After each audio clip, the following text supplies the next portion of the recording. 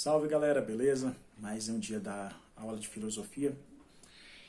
Na última vez nós falamos aí sobre a mais-valia de Karl Marx e hoje tentar trazer uma exposição sobre uma obra importante de Karl Marx, né? Embora Karl Marx seja atribuído como filósofo, a sua grande obra ela é de economia, não tratar de economia, mas de fato o texto filosófico dele é esse que eu vou apresentar para vocês, que é muito lido por alguns jovens, sobretudo quando está ingressando na universidade, né? Que é o livro dele, O Partido Manifesto Comunista, né? Que é uma obra muito profunda, com seus significados bem singulares. Então, antes de mais nada, é importante perceber que esse livro, o Manifesto do Partido Comunista, ela vai ser uma grande denúncia do que está acontecendo, né? Como eu disse a vocês, todo contexto, toda história deve ser contextualizada, né? Nada pode ser vista fora do contexto. Se nós não vermos a situação fora do contexto, nós acabamos cometendo anacronismo. O que seria anacronismo? É você avaliar uma situação de agora com os critérios de outro tempo, né? Então isso seria o anacronismo. Então o manifesto do Partido Comunista, seria então uma grande denúncia do que está acontecendo. E é importante também nós sabermos a circunstância que está acontecendo isso, né?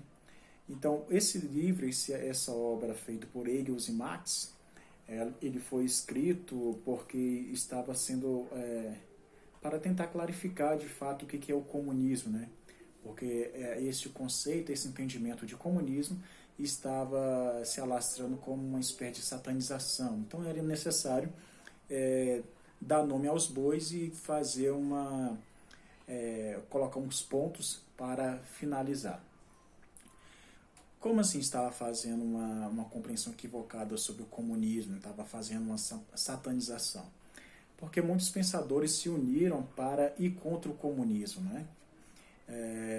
O comunismo é conhecido como força, então era necessário uma exposição sobre o que era o comunismo. É importante perceber que então todas essas compreensões sobre o comunismo estava proporcionando uma compreensão um pouco desvirtuada, né? Então o Marx e o Engels eles propuseram a fazer uma leitura para tentar clarificar o que de fato é o comunismo.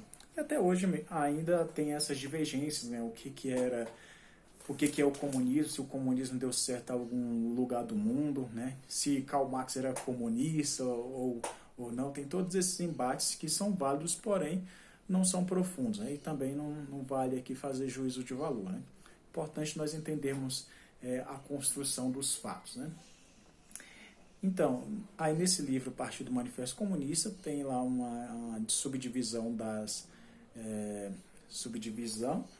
classes, né? Teve uma leitura na história que sempre houve luta de classe, né? Entre pobres e ricos, e etc, etc. Né? Em todos os períodos da história, sempre tem essa luta de poder, né? Tem sempre um dominado e um dominante, sempre tem esses embates, né? E vai deixar bem claro que você é burguês ou você é proletário, você é explorador ou você é explorado, né? Então, tem essas características aí que está imbuído, né? E lá nesse livro vai apontar que o capitalismo simplifica a classe e que essas buscam sempre o poder, né? Então, tem alguns elementos que ele vai colocar para tentar clarificar o que seria então este comunismo. E tem alguns fatos históricos, né, que também contribuir e acentuaram bastante essa questão do comunismo, como a queda do feudalismo e o surgimento da burguesia, que foi considerado um evento revolucionário. Essa palavra revolução em Karl Marx, ela é muito expressiva e muito forte, né? Para Karl Marx, não basta você entender a realidade, a sociedade, é necessário você transformá-la, é necessário as revoluções, né?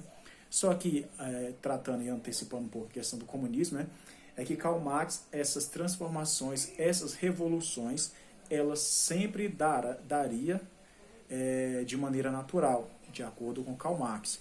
Só que, com o passar do tempo, vimos essa Colene, Trotsky e outros pensadores que isso não aconteceu, ou seja, essas implantações revolucionárias não se deram de maneira natural, e sim foi tentaram implementar esses fatos. Mas houve alguns elementos que contribuíram de maneira muito significativa para essas transformações, né? Por exemplo, a descoberta da América, né? A descoberta da América vai mudar totalmente a centralidade do poder, né? Que isso é importante, porque veja bem, se antes o Oriente era o centro, com o centro do mundo, com a questão do poderio, agora com a descoberta da América passa a ser a Europa, né? A Europa, com o descobrimento da América, etc., vai ter então bem mais poderio, né? Então, o que fizeram na Europa? Eles levaram o ouro, então tornaram-se o centro então do mundo, né? Do centro do poder, não mais o Oriente, tá bem? Então, além dessas grandes revoluções, grande acontecimento, tem a questão também da grande indústria, né? Que também foi muito forte, que contribuiu bastante para estas transformações. Então, as transformações, as revoluções são naturais deveria acontecer de maneira natural para o Nietzsche não, perdão, confundi o filósofo, para o Marx, porque tem o pensador Michel Foucault, ele vai colocar os 3 filósofos da suspeita, né?